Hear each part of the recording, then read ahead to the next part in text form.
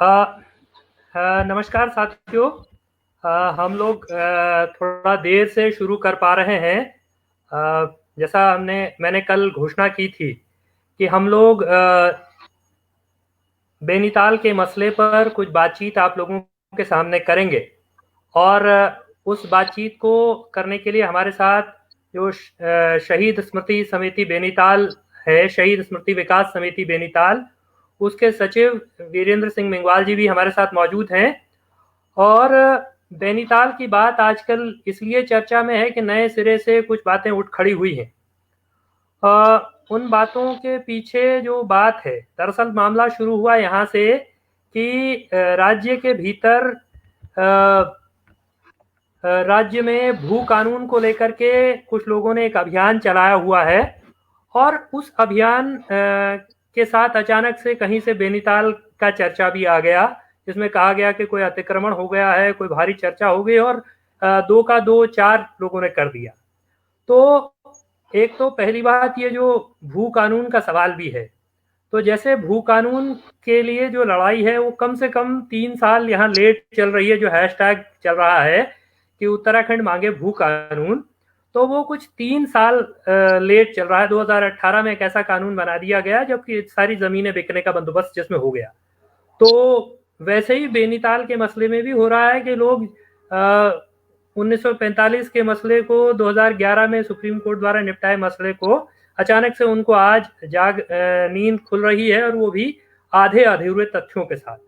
तो इन तथ्यों को की बात हम करेंगे और दो हिस्सों में इस बातचीत को मैं बांट रहा हूं। एक तो वहां बेनीताल में ही उस इलाके में जिला पंचायत के सदस्य रहे हैं, वहां बेनीताल जो शहीद स्मृति समिति है उसके सचिव हैं वीरेंद्र सिंह मेंगवाल जी, जो लगातार सामाजिक राजनीतिक मुद्दों पर सक्रिय रहते हैं। एक सोच समझ, एक दृष्टि उनकी है चीजों को लेकर के। तो उनसे जानेंगे कि वहां एक आंदोलन उन्होंने चलाया, उन बाबा मोहन उत्तराखंडी की अगुवाई में जो आंदोलन चला, उस आंदोलन का सक्रिय हिस्सा वो रहे। तो एक उस आंदोलन की स्थिति बताएंगे और उनकी बात सुनने के बाद फिर उस पूरे जगह का जो लीगल इतिहास है, जो वैधानिक इतिहास है, जो सुप्रीम कोर्ट की कार्यवाही में दर्ज है, उस इतिहास को भी मैं आपके सामने रखूंगा। तो बीरेन भाई, आपका स्वागत है। आपने समय निकाला, इसके लिए हम आभारी हैं आपके। सबसे पहले तो थोड़ा जो बाबा मोहन उत्तराखंडी की अगुवाई में आंदोलन चला, उस आंदोलन के बारे में थोड़ा सा आप रख देंगे, बता देंगे लोगों को, ताकि लोगों के सामने एक स्थिति स्पष्ट हो। और आपकी समिति के बारे में भी, आपकी समिति का क्या वहाँ रोल है, क्या आप करते हैं, इसको लेकर के भी एक स्थिति थोड़ा सा आप लोगों के सामने रख दें।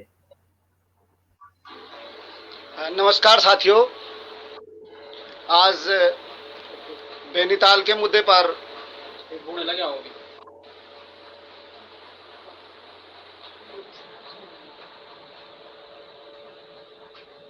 हेलो, हाँ हाँ, आप बोलिए। शुरू करूं बात? हाँ, नमस्कार। हाँ, बिल्कुल, बिल्कुल। फेसबुक पर लाइव देख रहे हैं हमारे साथी, उन सब के लिए नमस्कार। और बेनीताल की जब बात होती है तो निश्चित रूप से बाबा मोहन उत्तराखंडी का नाम आता है, और शुरुआत भी बाबा मोहन उत्तराखंडी से ही करना चाहूंगा। बाबा मोहन उत्तराखंडी को नमन करते हुए आप सबको प्रणाम। और जैसा कि आप सब जानते हैं कि 2004 में शहीद बाबा मोहन उत्तराखंडी जो 2 जुलाई 2004 से बेनीताल के अंदर उत्तराखंड की स्थायी राजधानी गैरसैंण की मांग को लेकर, और तत्समय उत्तराखंड का राज्य का नाम उत्तराखंड हो, मुजफ्फरनगर कांड के दोषियों को सजा हो, और मूल प्रदेशों में उत्तराखंड और उत्तर प्रदेश के लोगों को जो सरकारी सेवा में उनको अपने अपने मूल प्रदेशों में भेजा जाए। ये 4 बातों को लेकर के वहां बैठे थे। चूंकि मैं उस क्षेत्र से जिला पंचायत का सदस्य रहा, तो मुझे उस आंदोलन का नेतृत्व करने का सौभाग्य प्राप्त हुआ, और हम लोग वहां जुटे और पूरे क्षेत्र के लोगों ने उस आंदोलन में भागीदारी की। 2 जुलाई 2004 से जो बाबा मोहन उत्तराखंडी का आंदोलन बेनीताल में शुरू हुआ, उसमें हमने 5वीं बात जोड़ी कि बेनीताल को पर्यटन के स्थल के रूप में विकसित किया जाना चाहिए। और आप सब जानते हैं कि 38 दिनों की भूख हड़ताल के बाद अनवरत जो 38 दिनों तक बाबा मोहन उत्तराखंडी की बेनीताल के अंदर भूख हड़ताल चली, वो अंततः 8 अगस्त की रात को जब प्रशासन ने जोर जबरदस्ती करके बाबा मोहन उत्तराखंडी को उठा दिया, तो 8 अगस्त की रात को बाबा मोहन उत्तराखंडी की शहादत हो गई। उनका बलिदान गैरसैंण राजधानी की मांग को लेकर के हुआ। लेकिन जो मुख्य बिंदु है बैनीताल का, जिस पर आजकल खासतौर पर चर्चा हो रही है, मैखरी जी ने भी आप सबके बीच में ये बात रखी कि बैनीताल आजकल कुछ चर्चाओं में है, तो उसकी ओर जाना चाहेंगे। हमने अपने क्षेत्र के अंदर बैनीताल को विकसित करने के सपने संजोए अपने साथियों के साथ मिल करके, और हमने कल्पना की कि एक दिन बैनीताल जो सुरम्य स्थल है, जहां आज भी हजारों लोग वहां घूमने जाते हैं, वो पर्यटन के मानचित्र में कहीं है नहीं, तो कैसे उसको पर्यटन के मानचित्र पर स्थान दिया जाए, कैसे वहां का विकास हो, इन तमाम बिंदुओं को लेकर के हमने अपना मांग पत्र तैयार किया। और 9 अगस्त को जो बाबा मोहन उत्तराखंडी के शहादत दिवस पर हम लगातार जो हर वर्ष वहां मेला करते हैं, उसके माध्यम से अपने उत्तराखंड की सरकारों तक हम वो मांग पत्र देते रहे हैं, और सिर्फ सरकार के साथ साथ अपने जो प्रशासनिक अमला है, तमाम सारे विभागों से संबंधित जो मांगे होती है उसको रखते रहते हैं। दुर्भाग्य से अभी तक उन बिंदुओं पर बहुत कुछ हो नहीं पाया। लेकिन जो बैनीताल का सवाल है, उस बैनीताल के सवाल को लेकर के थोड़ा सा कुछ बातें स्पष्ट करना चाहूंगा। सब जानते हैं कि बैनीताल अपने आप में एक स्टेट रही है, और ये स्टेट 1944-45 के अंदर सरीन जो है, पीएन सरीन, प्रेमनाथ सरीन, उन्होंने खरीदी थी 1945 के अंदर, और तब से उस पर बैनीताल पर उनका मालिकाना हक है। मैं जो बैनीताल का भूभाग है उसके संबंध में भी आपके संज्ञान में लाना चाहूंगा कि बैनीताल की जो भूभाग है, उसकी जो माप है वो 718 हेक्टेयर की जमीन है, जिसको अगर हम नाली में परिवर्तित करेंगे तो 35,900 नाली के आसपास कुल जमीन बैठती है। लेकिन जब हम 2004 में बाबा मोहन उत्तराखंडी के साथ आंदोलन कर रहे थे और बैनीताल को पर्यटन स्थल के रूप में विकसित करने का सवाल को उठा रहे थे, तब हमारे दिल में ये बात आती थी कि हम जब यहाँ विकास की बात करेंगे तो चूंकि मालिकाना हक किसी और का है, तो ये रोड़ा बनेगा। और हम ये भी जानते थे कि राजीव शरीन बनाम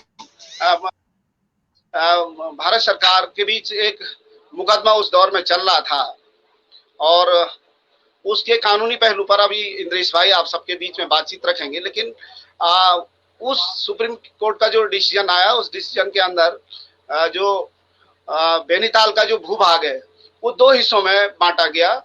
एक हिस्सा भारत सरकार के पास आज है, जिसकी कुल माप 697 हेक्टेयर जो जमीन है, और जिसको हम अगर नाली के अंदर नापेंगे तो लगभग 34,800 नाली के आसपास ये जमीन बैठती है, जो आज भारत सरकार के अंदर 2011 के सुप्रीम कोर्ट के फैसले के तहत प्राप्त हुई है।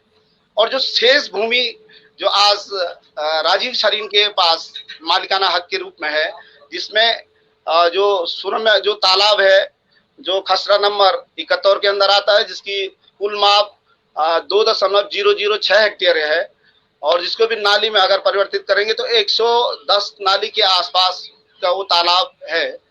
और उसके अलावा जो उसके आसपास जहां लोग हरी भरी जो मैदान दिखता है, जिस पर लोग आजकल जानकारी के अभाव है उसको बुग्याल भी कह देते हैं, हरी घास, तो हम बहुत स्पष्ट करना चाहेंगे कि वो अपने आप में बुग्याल नहीं बल्कि एक हरी घास का मैदान है।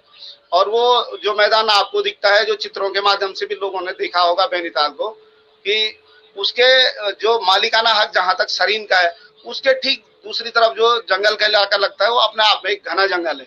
तो वो इस बात को प्रमाणित करता है कि उस घने जंगल से पहले भी पेड़ रहे होंगे, और जो काट करके खत्म किया गया और आज वहां उसको घास के मैदान के रूप में परिवर्तित किया गया। और उसके मेरे पास कुछ प्रमाण भी हैं जो वहां पेड़ काटे गए, मैं आपको इस लाइव के माध्यम से दिखाना चाहूंगा। ये वो पेड़ हैं जिनको वहां काट करके मैदान के रूप में परिवर्तित किया गया, ये आप देख सक रहे होंगे। तो ये इस तरह से वहां फिर इन पेड़ों को काटने के बाद अब मैदान के रूप में उसको परिवर्तित किया गया, जहां आज पूरा हरा भरा घास है, इसको लोग बुग्याल कह करके वहां की उन तमाम सारे विकास की संभावनाओं को समाप्त कर रहे हैं कि जो स्थानीय लोगों ने सपने संजोए हैं। तो ये बात आपके सामने रखनी बहुत जरूरी थी कि वो क्या है, और और उससे ऊपर तक तो, क्योंकि बुग्याल से ऊपर तो कोई पेड़ पौधे होते नहीं है, ये तो सभी जानते हैं आजकल के जो पढ़े लिखे लोग हैं। लेकिन बैनीताल से जो ऊपर का हिस्सा है वहाँ आज भी घना जंगल है।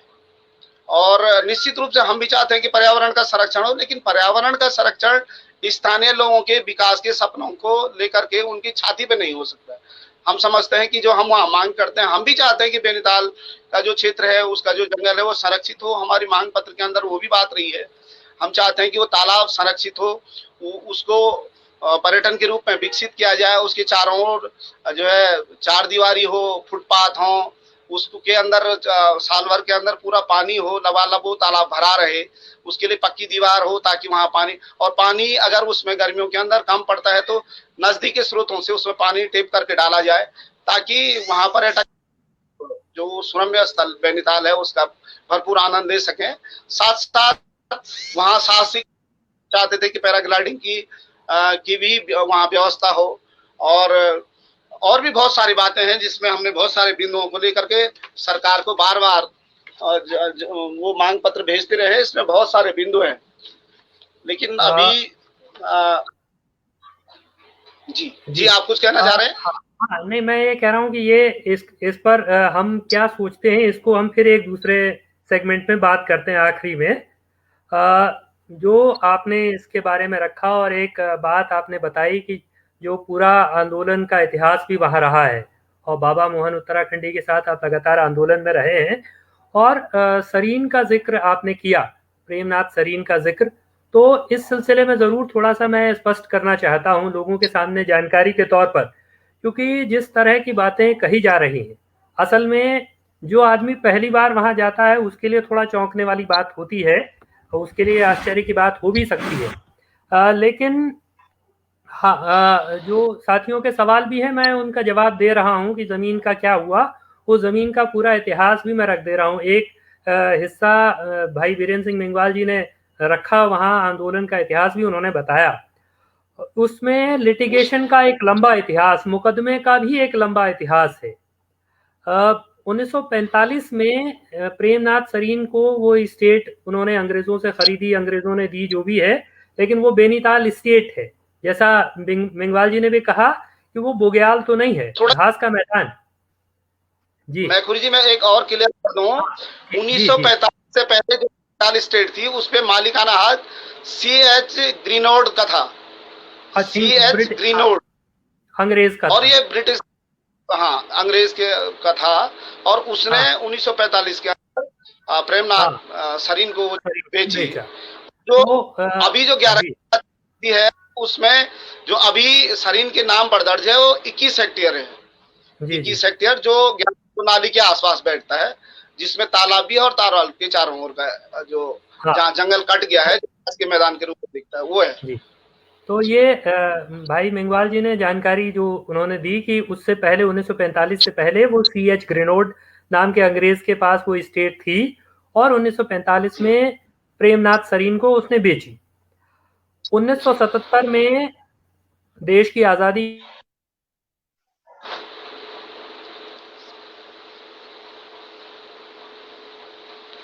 के विनाश और भूमि सुधार अधिनियम, कुमाऊं उत्तराखंड जमींदारी विनाश और भूमि सुधार अधिनियम, जिसको हम कूजा एक्ट के नाम से जानते हैं, कूजा एक्ट के अंतर्गत 1977 में उत्तर प्रदेश की सरकार ने ये नोटिफिकेशन किया कि उसके साथ जो वन भूमि है उसको उत्तर प्रदेश सरकार एक्वायर कर रही है।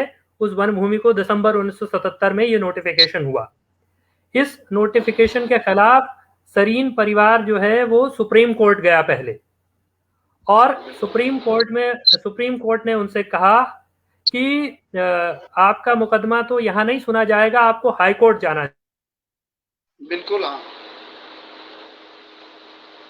ठीक है, ठीक। वापस ली, और सुप्रीम कोर्ट से रिट वापस लेने के बाद, रिट विड्रॉ करने के बाद फिर वो वापस नीचे से आए, वो फिर असिस्टेंट कलेक्टर कर्णप्रयाग के पास आए, यानी SDM के पास आए अपना वाद दाखिल करने 1978 में। 1978 से वो मुकदमा चला। 1988 में असिस्टेंट कलेक्टर कर्णप्रयाग ने, यानी SDM कर्णप्रयाग ने उनका मामला खारिज कर दिया। उसके बाद वो हाई कोर्ट गए, इलाहाबाद हाई कोर्ट, और इलाहाबाद हाई कोर्ट में मुकदमा चला। 1997 में, यानी कि 1997 में राजीव सरीन, जो प्रेमनाथ सरीन के बेटे हैं, वो राजीव सरीन 1997 में जब मुकदमा खारिज हो गया तो राजीव सरीन सुप्रीम कोर्ट गए और सुप्रीम कोर्ट में वो मुकदमा आप सोचिए 1997 से 2011 तक चला, जिसकी तरफ भाई वीरेंद्र मेंगवाल जी ने भी इशारा किया, उन्होंने बताया। तो 2011 तक वो मुकदमा चला। तो आप जो लोग इसको देख रहे हैं, जिन लोगों को जानकारी चाहिए, जो लोग लगातार कुछ कुछ बोल रहे हैं और बिना जानकारी के बोल रहे हैं, उनको ये लिटिगेशन का इतिहास भी जानना चाहिए कि और ये मुकदमा किसके साथ लड़ा जा रहा था। ये मुकदमा पहले उत्तर प्रदेश सरकार के साथ इलाहाबाद हाई कोर्ट में लड़ा गया और उसके बाद उत्तराखंड की सरकार के साथ सुप्रीम कोर्ट में लड़ा गया। ये मुकदमा लगातार लड़ा जा रहा था और मुकदमे में बिंदु क्या था? मुकदमे में जो सिर्फ एक पूरे बिंदु पर बहस हुई, 24 पन्ने का उस समय 2011 में कॉन्स्टिट्यूशन बेंच ने फैसला दिया। इसमें संविधान पीठ ने 5 जजों की बेंच ने फैसला दिया है 2011 में। एस.एच. कपाड़िया जो मुख्य न्यायाधीश थे, उनकी अध्यक्षता में संविधान पीठ थी 5 जजों की। तो 5 न्यायाधीशों की संविधान पीठ ने इस मामले में फैसला किया और इसमें जो बिंदु था बहस का, जिस पर सरीन परिवार बहस करता रहा, उसमें पूजा एक्ट में ये प्रोविजन था कि यदि किसी का जंगल है तो जंगल सरकार निहित हो जाएगा और उस जंगल से जो वार्षिक आय है, उस वार्षिक आय के अनुपात में मुआवजा देय होगा। सरीन परिवार का कहना था कि उनका जंगल व्यावसायिक नहीं है, वो जंगल से व्यवसाय नहीं करते, व्यापार नहीं करते, उनको कोई आय नहीं होती, लेकिन चूंकि जंगल सरकार ले रही है इसलिए सरकार को मुआवजा देना चाहिए। तो दोनों जगह, यानी असिस्टेंट कलेक्टर कर्णप्रयाग के यहाँ भी और हाई कोर्ट इलाहाबाद में भी, दोनों जगह उनका मुकदमा इस आधार पर खारिज हो गया। तो दोनों जगह ये कहा गया कि भाई जब आपको आय नहीं होती, कानून में, पूजा एक्ट में ये प्रोविजन है कि मुआवजा तो सिर्फ उसी जंगल का मिलेगा जिससे व्यावसायिक आय होती है। तो सुप्रीम कोर्ट ने इससे ठीक उलट बात कही। सुप्रीम कोर्ट ने कहा कि नहीं, कोई मुआवजा नहीं दिया जाना चाहिए, यह गलत बात है। सुप्रीम कोर्ट ने इस तर्क को मानने से इनकार किया और सुप्रीम कोर्ट ने सरकार को यह निर्देशित किया, उत्तराखंड सरकार को 2011 में, कि इनको मुआवजा दिया जाए और जितने सालों से ये मामला चल रहा है उतने सालों से 6% पर ईयर के हिसाब से, पर एनम के हिसाब से भी इनको मुआवजा दिया जाए। तो दरअसल ये लिटिगेशन का, ये मुकदमे का एक इतिहास है जो 1978 से शुरू होता है और 2011 में जाकर के खत्म होता है। तो निश्चित ही आज के दिन पर जब हम ये कह रहे हैं कि वो किसी ने अवैध कब्जा कर लिया है, किसी का कोई आकर के बस गया है, कोई ऐसा कैसे कर सकता है, मैं नहीं मान सकता, ऐसा मेरे मानने से नहीं होता है। मेरे मानने और नहीं मानने की बात नहीं है। दरअसल कागजी स्थिति क्या है, ये असल बात है। तो असल में इस लिटिगेशन के इतिहास को समझे बगैर, इस मुकदमे के इतिहास को समझे बगैर लोग टीका टिप्पणी कर रहे हैं, जो दुर्भाग्यपूर्ण है। बहरहाल, तो ये तो लिटिगेशन का इतिहास है। तो आप जो बता रहे थे दरअसल कि वहां के विकास के लिए, हाँ, वहां के, मैं थोड़ा सा बस, कि वहां आप जो बता रहे थे, एक मिनट, एक सवाल आया संजय भाई, जमीन में जो फॉरेस्ट लैंड है, वो फॉरेस्ट लैंड सरकार को चली गई सुप्रीम कोर्ट के फैसले के बाद, मुआवजे के बाद, और बाकी जो जमीन है वो सरीन के नाम पर है, वो सरीन की जमीन है। सुप्रीम कोर्ट के मुकदमे में ये तय हो गया है, सुप्रीम कोर्ट ने तय किया है। तो जो लोग ये कह रहे हैं कि नहीं जमीन पर अवैध कब्जा है, कोई अवैध कब्जा नहीं, लीगल कब्जा है, 1945 से कब्जा है। बहरहाल, तो हम आगे बढ़ते हैं। भाई साहब, मैं आपसे ये सवाल कर रहा हूं कि जो आप सोचते हैं कि वहां विकास के लिए किया जाना चाहिए, जो आपकी समिति लगातार मांग भी करती रही है कि विकास की क्या क्या योजना बननी चाहिए, आपने बहुत सारी बातें कही भी, तो जब ये जमीन पर मालिकाना हक किसी और का होगा तो ये कैसे होगा फिर? ये जो योजनाएं हैं इनको कैसे जमीन पर उतारा जाएगा? एक तो क्या योजनाएं आप सोचते हैं, एक बार फिर से संक्षेप में आप बता दीजिए, और ये कैसे होंगी?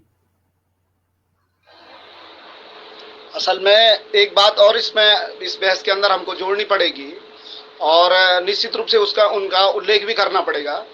इस नैनीताल स्टेट के अंदर ये चाय का भी बागान रहा है अपने आप में एक बीच, और 1970 के दशक में स्वामी मनमथन जी का नाम यहाँ लेना बहुत जरूरी है। उनके नेतृत्व में एक आंदोलन नैनीताल का हुआ और वह आंदोलन जब चला तो उसी के परिप्रेक्ष्य में ये जो मुकदमे वाली कहानी शुरू हुई, वहां से शुरू हुई। लेकिन स्वामी मनमोहन जी जब उस आंदोलन को लेके आए तो उस दौर में गढ़वाल के अंदर उच्च शिक्षा का आंदोलन भी चल रहा था। तो फिर वो वहां से उस शिक्षा के आंदोलन में लग गए और 71-72 के अंदर फिर 72 में गढ़वाल यूनिवर्सिटी स्थापित हो गई उसी उनके स्वामी मनमोहन।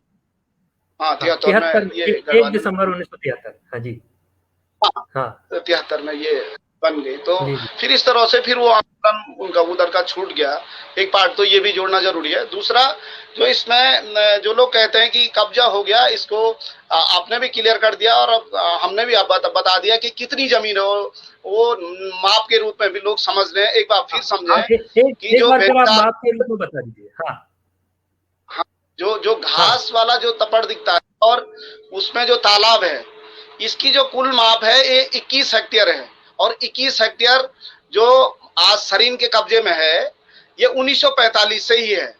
और 1945 से जो टोटल जमीन थी, टोटल जमीन 718 हेक्टेयर थी। और उस 718 हेक्टेयर का जो 21 हेक्टेयर इनको जो अब आज इनको सुप्रीम कोर्ट ने जो दिलाया है मालिकाना हक, उसका जो शेष भाग है 697 हेक्टेयर, वो आज भारत सरकार के पास है और वो बद्रीनाथ वन प्रभाग के अंदर आ चुका है। तो एक तो ये बात क्लियर हो जानी चाहिए कि वहां कोई इस तरह का कब्जा नहीं है और ये जो भी है नक्शे खसरे की जमीन है। और बाकायदा सुप्रीम कोर्ट के ऑर्डर के बाद ये कहना कि ये इस पर कब्जा हो गया, ये तथ्यहीन बात है। और हम चाहते थे कि लोगों के बीच में तथ्यहीन बात न जाए और एक स्पष्ट जानकारी जाए। और ये संभव कैसे हो सकता है कि कोई इतनी बड़ी जमीन पर कब्जा कर दे। और दूसरी एक और भी बात हो रही थी बार बार की स्थानीय नेताओं के मिली भगत के, ये सब संभव नहीं हो सकता। तो ये बहुत मतलब तो बहुत छोटे स्तर की बातें लोग कर रहे थे। और दूसरा ये कि जैसा आपने कहा कि भाई आप चाहते हैं वहां, हम तो वहां के विकास के संबंध में हमने करीब 28 बिंदुओं पर एक मांग पत्र बनाया था। और उन 28 बिंदुओं में बहुत सारे बिंदु हैं जिन पर बहुत चर्चा करने में बहुत ज्यादा समय लगेगा। लेकिन फिर भी उसको हमने 2 हिस्सों में बांटा है। एक तो प्रॉपर जो बैनीताल का क्षेत्र है उसके लिए, जैसा आप कह रहे हैं कि वहां मालिकाना हक जब दूसरे का है तो कैसे वहां संभव हो पाएगा। तो उनके क्षेत्र के अंदर जो हमारे विकास के बिंदु है उसमें तो जो झील है उस झील के सौंदर्यीकरण की बात है जो उनको भी करना ही करना है। और वो उसी तरह से होगा जैसे हम गांव के अंदर स्कूल की मांग करते हैं, अस्पताल की मांग करते हैं, सड़क की मांग करते हैं, तो किसी न किसी की जमीन पर वो बनता है। एक तो ये स्पष्ट है। और मैं नहीं समझता कि इसमें कहीं सरीन साहब को कहीं पर कोई ऐतराज होगा। ऐसा आज तक तो कभी उन्होंने ऐतराज किया नहीं, क्योंकि 2004 से 21 के बीच भले लोग वहां कभी कभी जाते होंगे लेकिन हम वहां के संघर्ष में लगातार जुड़े हैं और हजारों पत्र हमारे पास उपलब्ध हैं। सैकड़ों की संख्या में शासन के स्तर से हमको जवाब आए हैं। हर किन किन विभागों से संबंधित वो मांग रहती है, विभागीय स्तर पर पत्र जात होते रहते हैं। तो ऐसा नहीं है कि नहीं हो पाएगा। लेकिन मैं एक बात और स्पष्ट करना चाहता कि जब बाबा मोहन उत्तराखंडी की शहादत हुई थी 8 अगस्त की रात को, तो 9 अगस्त को हमने जब उनकी जो उनका मृत शरीर था, उनकी मृतदेह थी, उनको प्रशासन के कब्जे से लेकर के तहसील प्रशासन में जनता के दर्शन के लिए पूरे 1 दिन रोका था ताकि यहाँ की स्थानीय जनता उनके अंतिम दर्शन कर सके। और फिर तीसरे दिन उनकी डेड बॉडी यहाँ से सतपुली नयार घाटी पर उनकी अंतिम इच्छा के अनुसार ले जाएगी, जिसमें हम सब लोग यहाँ से शामिल थे। समिति के बहुत सारे लोग 2 गाड़ियों में यहाँ से सतपुली नयार घाटी उनकी सब यात्रा में गए थे और वहां उनका अंतिम संस्कार किया गया था। और उस दौर में जिस दिन हमने उनका पार्थिव शरीर तहसील प्रशासन के अंदर रखा था, तो डीएम चमोली के मार्फत जो नबियाल जी उस समय जिलाधिकारी थे, तो उनके माध्यम से उत्तराखंड सरकार के तत्कालीन मुख्यमंत्री पंडित नारायण दत्त तिवारी थे और उन्होंने मुझसे बात करके मोबाइल वार्ता कर घोषणा की थी कि हम उनके नाम पर वहाँ एक गेट का निर्माण करेंगे, उनके परिवार के लिए 5 लाख की आर्थिक सहायता देंगे, उनके परिवार में एक आदमी को सरकारी नौकरी देंगे और बैनीताल को पर्यटन स्थल के रूप में विकसित करेंगे। और ये बाकायदा समाचार टीवियों पर भी फ्लैश हुआ था, ब्रेकिंग न्यूज चल रही थी। तो जब ये न्यूज चली उसके बाद ही हमने अंतिम संस्कार के लिए वो डेड बॉडी उठाने की प्रस्ताव की और हम भी तीसरे दिन सतपुली नयार गए थे। तो अच्छा, हालांकि बहुत सारी उस दौर एक सवाल इसमें एक सवाल उस इसमें दौर है जी भाई साहब, जी जी जी एक थोड़ा थोड़ा सवाल हाँ, नहीं, मैं उसी से रिलेटेड एक सवाल पूछ रहा हूँ।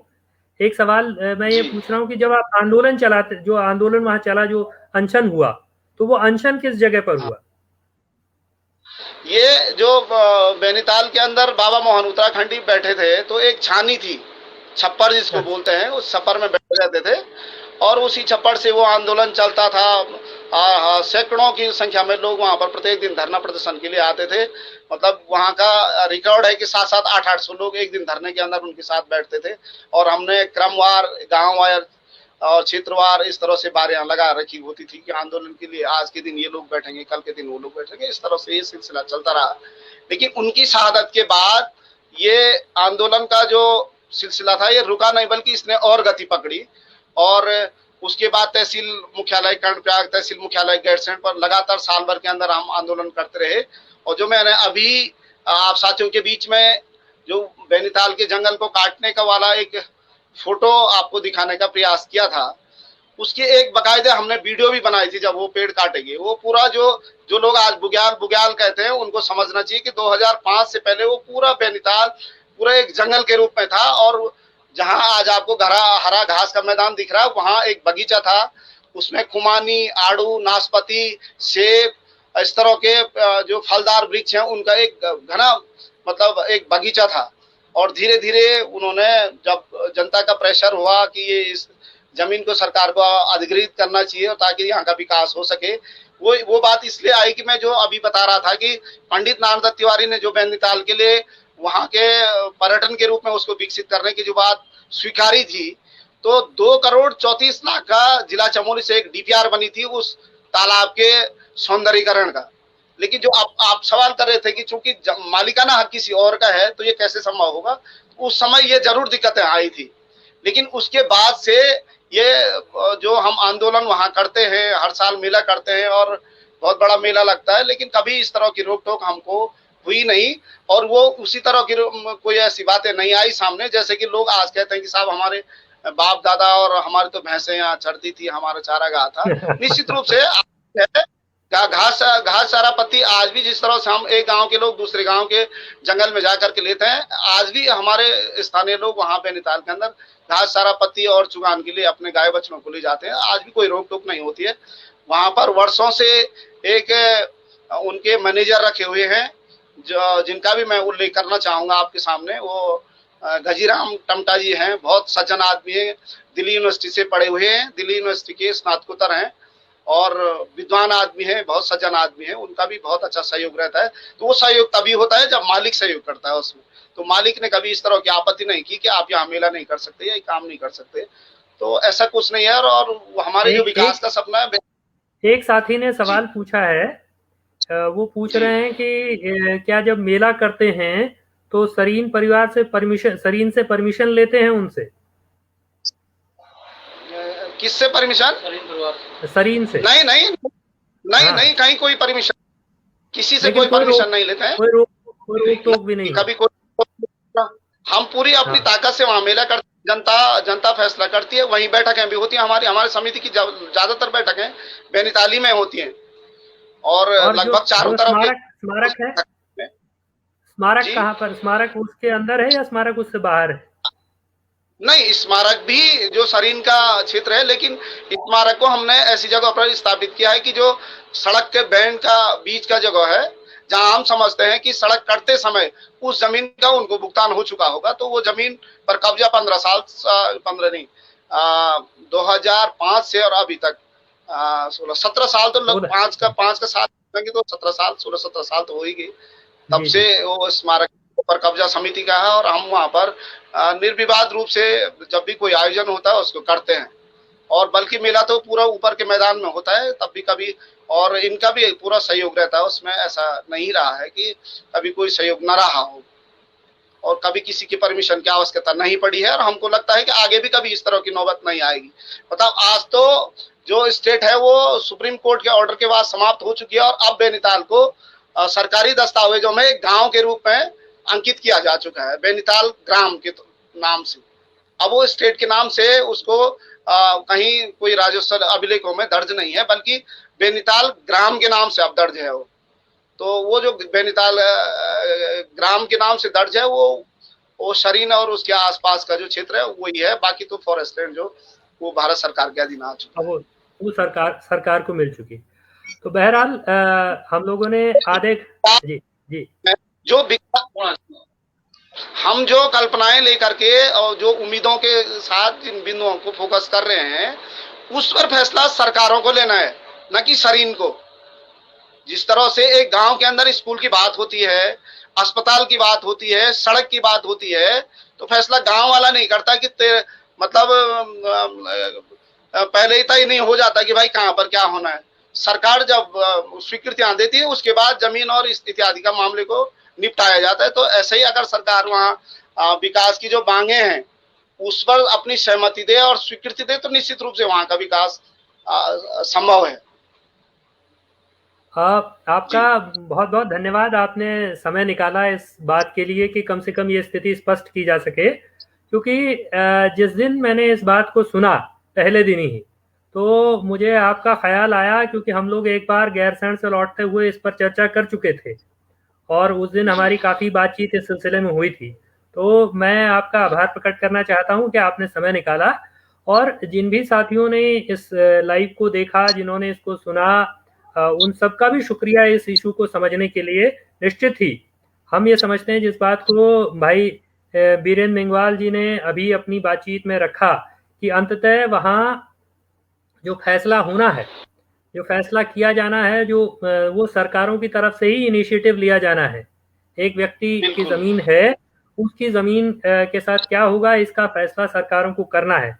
वो व्यक्ति अपनी ज़मीन को डिफेंड करने के लिए लंबे अरसे तक गया, और डिफेंड करने के लिए नहीं गया, बल्कि वो तो ये कहने गया कि भाई वो जो फॉरेस्ट लैंड आप ले रहे हैं, असल में सुप्रीम कोर्ट में अगर आप उस पूरे मुकदमे को देखें तो सुप्रीम कोर्ट में शरीन ने इस बात पर आपत्ति नहीं की कि मेरी ज़मीन कैसे ली जा रही है। मेरी ज़मीन नहीं ली जानी चाहिए थी, वो फॉरेस्ट था, वो उसमें कहीं ये आपत्ति नहीं। उसमें आपत्ति ये है कि मुआवजा क्यों नहीं दिया जा रहा है फिर उसका। तो इसलिए आज के दिन पर सरकार को इस बात को इनिशिएट करना चाहिए। ये कोशिश उत्तराखंड की सरकारों को इतने सालों में करनी चाहिए थे निश्चित ही, उस फॉरेस्ट लैंड उस बाकी हिस्से को लेकर के भी।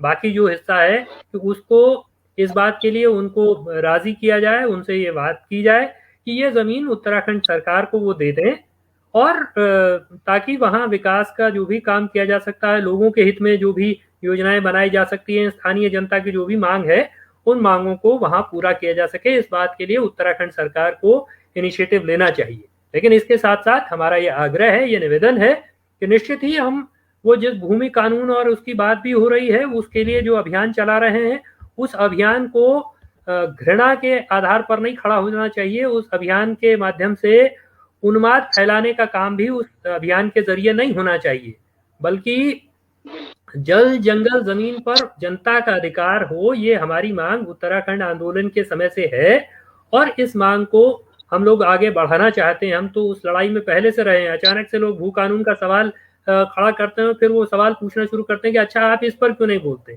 तो हम तो उस सवाल पर बहुत पहले से लगातार निरंतर बोलते रहे हैं, उन जगहों पर भी वहाँ का। जी हाँ, मैं गुरु जी, मैं आपका धन्यवाद आप मेरा कर रहे हैं, मुझे आपका धन्यवाद करना चाहिए, क्योंकि आपने हमारे क्षेत्र के सवाल को लेकर के आज ये बहस का समय निकाला है। और मैं ये भी कहना चाहूँगा अंतिम में कि लोगों को चीज़ों के लिए पढ़ना चाहिए, जानना चाहिए, सीखना चाहिए कि सच्चाई है क्या। क्योंकि भ्रामक बातें समाज के बीच जाएंगी तो समाज के अंदर द्वेष पैदा होगा, और हमको द्वेष पैदा नहीं करना है। क्योंकि मैं बार बार वही रिपीट कर रहा हूं कि किसी गांव के अंदर जब हम विकास की कल्पनाओं को लेकर के कोई मांग करते हैं तो स्वाभाविक तौर पर किसी की जमीन जाती है, तो जिसकी जमीन जाती है उसको मुआवजा मिलता है। तो बेनीताल के अंदर भी यही होना है, सरकार हमारी बातों को स्वीकार करे, हमारी मांगों को स्वीकृति दे, और जिस जमीन पर उसको बनना है उस जमीन वाले को, और जितनी जमीन पर बनेगा उस जमीन का मुआवजा दे। इसमें सीधी सी बात है, इसमें कौन से अड़चन वाली बात है, इसमें कोई अड़चन नहीं है। इतना बड़ा जंगल अगर आज भारत सरकार के अंदर आ गया तो जो थोड़ी बहुत जमीन है जहाँ कुछ सपने लेकर के हम लोग लड़ रहे हैं तो वो फलीभूत हो सकते हैं, उसमें कोई अड़चन नहीं है, कोई रोक नहीं हो सकती, ऐसा मैं समझता हूँ। और आपका पुनः बहुत बहुत धन्यवाद कि आपने को तमाम सारे लोगों के बीच में रखा, क्योंकि ये जानकारी लोगों के बीच जानी बहुत जरूरी थी और सच्चाई क्या है। और इसके साथ साथ जो लोग, जिन लोगों को अभी भी कुछ संदेह लगता है, तो तहसील कर्णप्रयाग के अंदर एसडीएम कार्यालय में पूरी फाइल पड़ी हुई है। उस फाइल को लोग उसकी कॉपी ले सकते हैं और उससे अपने जो जानकारी है उसको जुटा सकते हैं। और मैं समझता हूँ कि जुटाना चाहिए। आपके पास अगर आज सुप्रीम कोर्ट के जो 24 पेजों का जजमेंट है उसकी कॉपियां आपके पास उपलब्ध हो सकती है, तो दूसरे के पास भी हो सकती है। और ये तमाम सारे तथ्यों के साथ लोगों को समाज के बीच आना चाहिए। बिना तथ्यों के अगर हम लोग समाज के बीच आएंगे तो उससे कहीं ना कहीं हम अपने राज्य और अपने देश का, अपने समाज का नुकसान करेंगे। तो इससे भी हमको बचना चाहिए और कानून हमारे लिए हैं और उन्हीं कानूनों के अंदर हमको लड़ना है। जहां हमको गलत लगेगा तो कानूनी तौर पर लड़ाई लड़नी है। आप सबका बहुत बहुत धन्यवाद। नमस्कार। धन्यवाद मेघवाल जी। और ये बात एकदम सही है, निश्चित ही। जो मैं कह रहा था कि हमको भू कानून के लिए भी लड़ना है, लेकिन हमारे संसाधनों पर कब्जा किया जा रहा है, इसके लिए लड़ना है। 1945 से अगर कोई आदमी जमीन पर काबिज है और वैध तरीके से काबिज है, तो उसके खिलाफ उस तरह का माहौल नहीं बनाया जाना चाहिए, बल्कि रास्ता निकाला जाना चाहिए। उत्तराखंड सरकार को वो रास्ता निकालना चाहिए, ये निश्चित रूप में हम मानते हैं। जमीनों को जिस तरह से बेचा जा रहा है, जिस तरह से बांटा जा रहा है, वो शर्मनाक है। ये भू कानून के मसले पर निश्चित ही हम जल्दी ही चर्चा करेंगे, उसके और पहलुओं को भी सामने रखेंगे। इस बात को भी सामने रखेंगे कि वो कौन लोग हैं जिनको ये 3 साल बाद, जिनकी बत्ती जली है, जब सारी जमीनें बेचने का कानून पास होने के भी 3 साल बाद जो सामने आए हैं, उनका मंसूबा क्या है, वो कौन लोग हैं, इस पर भी चर्चा करेंगे। बहरहाल इस मसले पर मैं समझता हूं कि बहुत सारी बातें स्पष्ट हुई होंगी, लोगों के भीतर जो कंफ्यूजन है वो स्पष्ट हुआ होगा। जो भी लोग इस लाइव में जुड़े, जिन्होंने इस वार्ता को देखा, उन सबका धन्यवाद। भाई बीरेंद्र सिंह मेघवाल जी का पुनः धन्यवाद। आप सबका धन्यवाद। नमस्कार।